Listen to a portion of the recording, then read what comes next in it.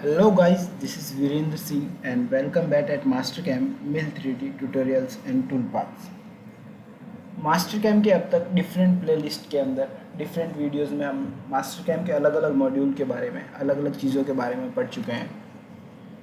एक पिछले लंबे समय से काफ़ी सारे लोगों की एक चीज़ रही थी, वो ये है कि क्यों ना एक ऐसा वीडियो बनाया जाए जिसके अंदर की मिल 3D की सारी चीज़ें कवर हो। सो ये वीडियो उन सभी लोगों के लिए है जिन्होंने मिल 3D की कुछ चीज़ों के बारे में पता है और बहुत सारी चीज़ों के बारे में कन्फ्यूज़न है।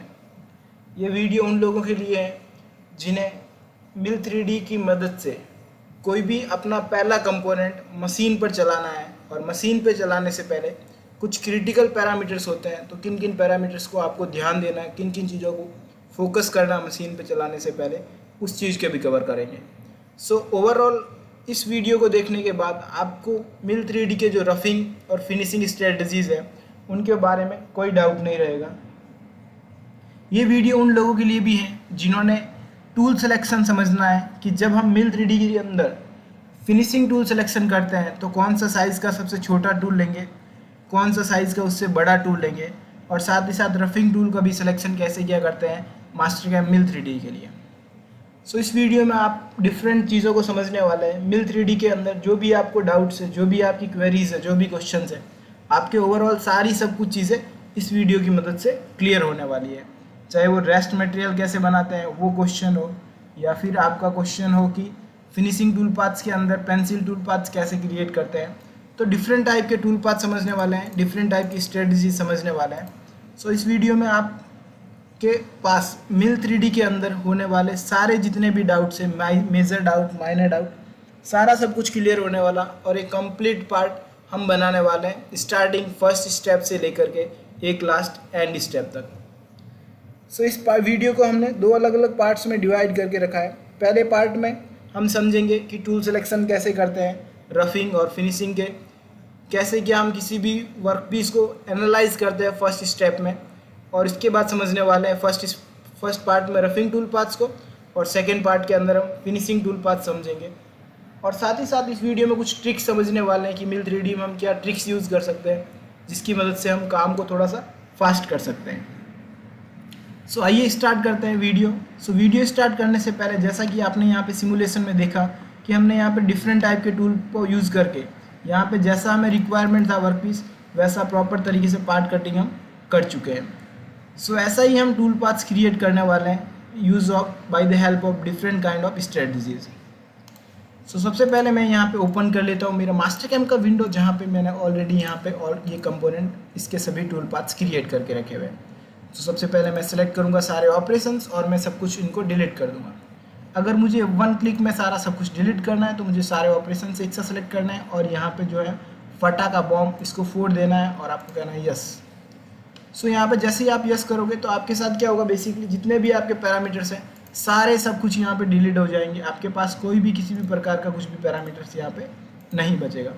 अब आपके पास जो बचने वाली चीज़ है वो ओनली यहाँ पे आपका जो कंपोनेंट है वही बचेगा, बाकी सारा सब कुछ जितने भी पैरामीटर्स हैं सब कुछ यहाँ पे आपके पास डिलीट हो जाता है। सो फॉर एग्जांपल जैसा आप देख पा रहे हैं ये हमारे पास कंपोनेंट है। सो इसके लिए जैसा आप कंपोनेंट देख पा रहे हैं सबसे पहले हम इसे एनालाइज करेंगे कि किस तरीके से क्या टूल पाथ हम इसमें चला सकते हैं। तो यहाँ पे जैसा कि आप कंपोनेंट को देख रहे हैं यहाँ पे बाहर की तरफ का कुछ पोर्शन फ्लैट पे है, अंदर की तरफ का जो है कुछ पोर्शन यहाँ पे अलग तरीके से है। यहाँ पे कॉर्न बॉटम में यहाँ पे नीचे की तरफ रेडियस है चारों तरफ। यहाँ पे दो कैविटीज़ है, ये सेम टाइप की है, और ये दो कैविटीज़ है वो सेम टाइप की है। तो हम सबसे पहले एनालाइज करते हैं कि इस कंपोनेंट की जो है मिनिमम साइज़ की रेडियस क्या है, क्योंकि उसी के अकॉर्डिंग हमें टूल सिलेक्शन करना रहेगा। सो इसके लिए आपको जाना है होम के अंदर एक कमांड रहता है कर्वेचर। जैसे ही आप कर्वेचर पर क्लिक करते हैं तो आपको क्लिक करना है रीजनरेट द डिस्प्ले। जैसे ही आप डिस्प्ले को रीजनरेट करते हैं और आपने कहा कि यहाँ पे मुझे 3 से छोटे साइज़ की रेडियस, तो जैसा आप देख पा रहे हैं जो यहाँ पे ऑटोमेटिकली रेड कलर में हमें 3 से छोटे साइज़ की यहाँ पे रेडियस हमें शो कर रहा है। तो हम बोलते हैं कि 4 से छोटे साइज़ की रेडियस। सो 4 से छोटे साइज़ की भी रेडियस यही है, हमने कहा 5 से छोटे साइज़ की रेडियस। सो 5 से छोटे साइज़ की रेडियस की बात करें तो ये जो आपको यहाँ पे ऊपर की तरफ इस वाली कैविटी और इस वाली कैविटी के लिए ऊपर की तरफ थोड़ा सा पोर्शन शो अप हो रहा है, जिसका अर्थ है कि आपको छोटे से छोटे साइज़ का जो टूल है वो 3 का चलाना पड़ेगा, 6 का बॉल नोज चलाना पड़ेगा ताकि हम 3 की रेडियस क्रिएट कर पाए। उससे बड़े साइज़ का जो टूल है वो 4 का बॉल नोज चलाना पड़ेगा। और लेट्स सी कि इस कंपोनेंट के लिए छोटे से छोटे साइज़ की रेडियस क्या है, इस कैविटीज़ के लिए छोटे से छोटे साइज़ की रेडियस क्या है। तो इसके लिए मैंने फॉर एग्जांपल लिखा 6, 7, 8, 9, 10, 11। जब हम 12 की रेडियस देते हैं तो जैसा आप देख पा रहे हैं यहाँ पे इसका भी कलर यहाँ पे चेंज हुआ, जिसका अर्थ है कि यहाँ की जो ये रेडियस है ये 11 और 12 के बीच की रेडियस है। सो हमें एक आइडिया लगाएं कि किस टाइप के हम यहाँ पे टूल सिलेक्शन कर सकते हैं। सो ओवरऑल क्या चीज़ है, सबसे छोटे साइज़ का जो टूल मुझे यूज़ करना है वो करना है मुझे 6 का बॉल नोज। उससे बड़े साइज़ का जो टूल यूज़ करना है वो मुझे करना है 8 का बॉल नोज। और उससे बड़े साइज़ का टूल जो हमें यूज़ करना है, फॉर एग्जांपल हम इसके लिए 12 का बॉल नोज भी यूज़ कर सकते हैं। सो इसके बाद हम स्टार्ट करते हैं पार्ट कटिंग करना कि कैसे क्या हम इसमें पार्ट कटिंग करना स्टार्ट कर सकते हैं। तो सबसे पहला जो ऑपरेशन हम यहाँ पे परफॉर्म करने वाले हैं वो हम गए टूल पाथ्स में, और यहाँ पे हम जो बाहर का पोर्शन है उसको कटिंग करने के लिए यूज़ करने वाले हैं। तो इसके लिए हमने ले लिया डायनामिक मिल। डायनामिक मिल सिलेक्शन करने के बाद सबसे पहले हमें सिलेक्शन करने मशीनिंग रीजन, और मशीनिंग रीजन सिलेक्शन करने के बाद हमें सिलेक्शन करना अवॉइडेंस रीजन, और आपको करना प्रीव्यू चेन। जैसे ही हम प्रीव्यू चेन करते हैं तो जैसा आप देख पा रहे हैं कि बाहर का पोर्शन है ये इतना पोर्शन मशीनिंग होना है। जब कभी भी हम बाहर की तरफ का पोर्शन मशीनिंग करते हैं तो हम इसको आउटसाइड कर देंगे। जैसे हम आउटसाइड करते हैं तो बाहर का ऑटोमेटिकली प्रॉपर तरीके से एरिया जो भी है हम इजीली मशीनिंग कर सकते हैं। अब इसके बाद हम टूल सिलेक्शन में आ जाते हैं। हमने यहाँ पे फ्लैट एंड मिल 20 mm का ले लिया। इसकी मदद से हम कटिंग कर सकते हैं। यहाँ पे हमें जितना अप्रॉक्स डिस्टेंस देना है वो दे दिया, जितना stock and wall and floor पे स्टॉक छोड़ना है, जितना जो वैल्यू हमें डेप्थ ऑफ कट में देनी है, जैसे हमें एंट्री रखना है, और साथ ही साथ लिंकिंग पैरामीटर। सो ओवरऑल जितने भी पैरामीटर्स हैं वो सारे के सारे हमने यहाँ पे इनपुट कर दिए, और यहाँ पे हमने टॉप ऑफ द स्टॉक और जो लास्ट डेप्थ है जितना हमें कटिंग करना है वो वैल्यूज़ दे दी। सो उसके अकॉर्डिंग हमारा टूल पाथ जो है ऑटोमेटिकली प्रॉपरली क्रिएट हो गया है। अभी ये हमने क्या किया, बेसिकली मिल 2D टूल पाथ की मदद से जो आउटर का पोर्शन है वो हमने मशीनिंग किया है। अब हमें क्या करना है, जो नेक्स्ट स्टेप है वो हमें मिल 3D का प्रोसेस या जो भी टूल पाथ्स है अब उन पे हमें वर्कआउट करना स्टार्ट करना है। तो इसके लिए जो सबसे पहला टूल पाथ है वो हमें बनाना है स्टॉक मॉडल। तो इसके लिए सबसे पहले हमें जाना है स्टॉक मॉडल में, और यहाँ पे हमें इसका नाम दे देना है। अगर आपने स्टॉक मॉडल का कुछ भी नाम नहीं दिया तो ये आपका स्टॉक मॉडल एक्सेप्टेड नहीं होगा। सो फॉर एग्जांपल मैंने स्टॉक मॉडल का नाम दे दिया, ऑल एंटिटी सिलेक्शन की, और इसमें से कौन सा ऑपरेशन टूल पाथ माइनस करना है इसके लिए भी मैंने ये ऑपरेशन सेलेक्ट कर लिया।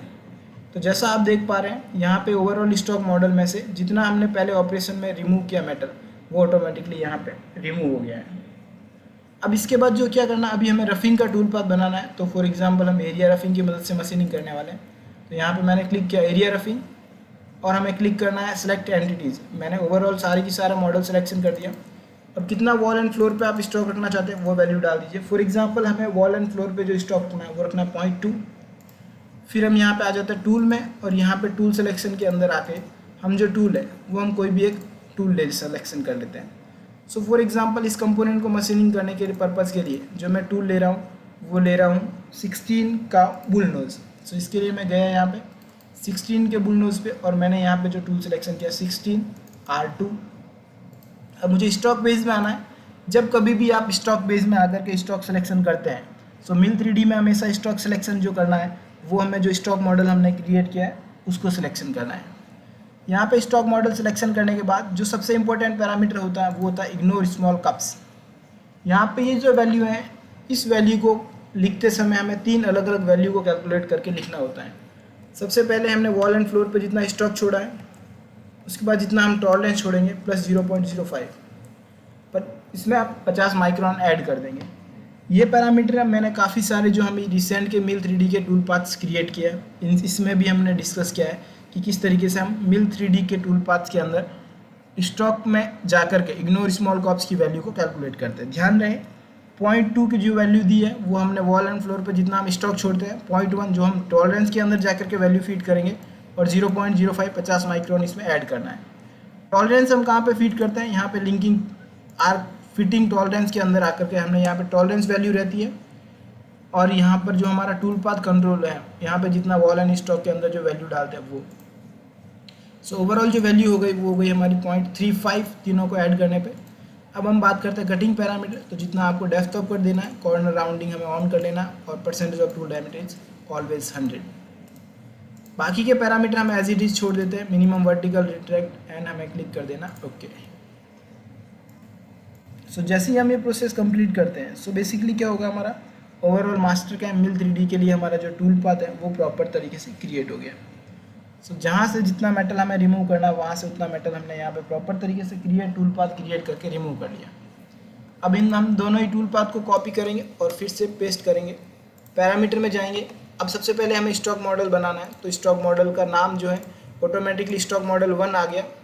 यहाँ पे जो अब हम रेस्ट रफिंग करते हैं, तो यहाँ पे स्टॉक मॉडल बनाते समय ध्यान रहे, जो हमें स्टॉक मॉडल सिलेक्शन करना है एज ए जो प्रीवियस स्टॉक मॉडल है वो सिलेक्शन करना है, और सोर्स ऑपरेशन के अंदर जो हमने इसके स्टॉक मॉडल से पहले का जो ऑपरेशन है वो हमें एज ए सोर्स ऑपरेशन में सिलेक्शन करना है। तो जैसे ही हम ये प्रोसेस कंप्लीट करते हैं, तो जैसा आप देख पा रहे हैं, जितना हमारा इस स्टॉक मॉडल में से इतनी एरिया मशीनिंग हो चुका है, तो ये ऑटोमेटिकली यहाँ पे डिटेक्ट हो गया है। अब इसके बाद फिर से मुझे टूल पाथ क्रिएट करना है, तो इसके लिए मैं पैरामीटर में गया और मैं चला जाता हूँ टूल में। टूल में जाने के बाद इसके लिए जो मुझे टूल लेना है वो हमने ले लिया फॉर एग्जांपल 10.5।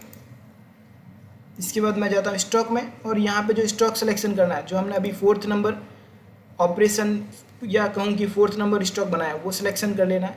जितना मुझे डेप्थ ऑफ कर देना वो वैल्यू ले लूँगा। Percentage of tool diameter is always 100, और बाकी के जो पैरामीटर है वो हमें एज इट इज़ रखना है। सो यहाँ पे जैसा आप देख पा रहे हैं, अभी हम क्या कर रहे हैं, basically rest roughing operation perform कर रहे हैं। हमने एक पहले टूल पाथ क्रिएट किया, उसमें से जितना स्टॉक बचा, जितना स्टॉक रेस्ट रहा है, उस पोर्शन को कटिंग करने के पर्पज़ के लिए हमने यहाँ पे rest roughing tool path create किया, और जितना हम मेटल रिमूव कर सकते हैं उतना हमने यहाँ पे रिमूव कर लिया। अब हम इस टूल पाथ को कॉपी करते हैं और पेस्ट। कौन सा टूल पाथ हमने कॉपी किया, ओनली हमारा स्टॉक मॉडल। सो स्टॉक मॉडल के अंदर जाने के बाद फिर से हम एक नया स्टॉक मॉडल के लिए एक नया कलर दे देते हैं। अब यहाँ पे stock model, previous stock model, source of operation, previous operation, और मैंने कहा ओके। सो जैसे ही यहाँ पे ओके कॉपी पेस्ट कंप्लीट करता हूँ, सो इसके बाद मुझे क्या करना है, यहाँ पे मेरे पास अभी एक नया स्टॉक मॉडल आ गया है, जिसका अर्थ है कि आपके पास ये इतना रफिंग हो चुका है और इतना पोर्शन बाकी बचा हुआ है, जिसके अंदर की अभी हमें फिनिशिंग ऑपरेशंस परफॉर्म करना है। सो इसके बाद नेक्स्ट वीडियो में आप समझने वाले हैं कि किस तरीके से हम इस कंपोनेंट के लिए फिनिशिंग ऑपरेशंस परफॉर्म कर सकते हैं। फिनिशिंग ऑपरेशन के अंदर आप ढेर सारी अलग अलग चीज़ें समझने वाले हैं, जैसे स्टिप एंड सैलो क्या होता है, और भी ढेर सारी चीज़ें हैं जिसके अंदर की हम वाटर लाइन, रास्टर, पेंसिल और फिर रेस्ट पेंसिल, इन चारों टूल पाथ के बारे में हम पढ़ने वाले हैं। सो इन चारों टूल पाथ पर पढ़ने से पहले हम इसको, मैं आपको ये जो चारों ऑपरेशन जितने भी अब तक हमने बनाए वो मैं आपको पहले सिमुलेट करके दिखाना चाहूँगा कि किस तरीके से मेरे यहाँ पे टूल पाथ रन हो रहा है। तो इसके लिए मैंने यहाँ पे टूल को ऑन कर दिया। तो सबसे पहले जैसा आप देख पा रहे हैं, फर्स्ट ऑपरेशन मेरा कंप्लीट हुआ। उसके बाद सेकंड जो ऑपरेशन है वो रफिंग ऑपरेशन कंप्लीट हुआ। रफिंग जो है, हमारे पास जो 4 पॉकेट्स अवेलेबल है, उन 4 पॉकेट्स को हमने प्रॉपर तरीके से मशीनिंग कर लिया, और देन इसके बाद हमारा रेस्ट रफिंग ऑपरेशन कंप्लीट हुआ। सो जैसा आप देख पा रहे हैं, हमने प्रॉपर तरीके से एरिया जो भी था हमारे पास, जो भी मेटल था, हमने उसे प्रॉपर तरीके से मशीनिंग कर दिया है। अब जो रिमूविंग मटेरियल है उसको हम प्रॉपर तरीके से स्टेप बाय स्टेप करते हुए फिनिशिंग ऑपरेशंस की मदद से मशीनिंग करने वाले हैं। सो आई होप कि आपको जो चीज़ें समझाने की कोशिश की है वो चीज़ों के बारे में आपको एक आइडिया लगा है। अब यहाँ पे जो एक इम्पोर्टेंट पैरामीटर ये है जो मैंने एक ऐड ऑन करना चाहता हूँ, वो ये है कि पैरामीटर में जाना है हमें, और पैरामीटर में जाने के बाद आपको हमेशा क्या करना है, जब कभी भी आप रफिंग टूल पाथ बनाएं, सो रफिंग टूल पाथ बनाते समय आपको पैरामीटर के अंदर यहाँ पे एक ऑप्शन आता है, स्किप पॉकेट स्मॉलर देन। अब स्किप पॉकेट स्मॉलर देन के अंदर जब कभी भी आप इंसर्टेड टूल लें, तो इसको आपको रखना हमेशा 120%।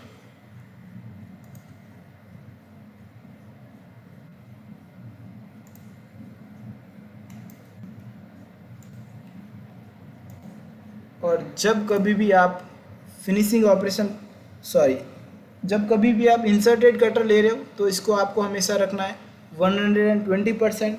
और जब कभी भी आप बॉल इस टाइप के टूल्स ले रहे हो जिसके अंदर इंसर्टेड नहीं होता, नॉर्मली जनरल टूल होते हैं, तो उस केस में आप यहाँ पे जो आप इसकी पॉकेट स्मॉलर देन की जो वैल्यू है इसको आप 0 रख सकते हो।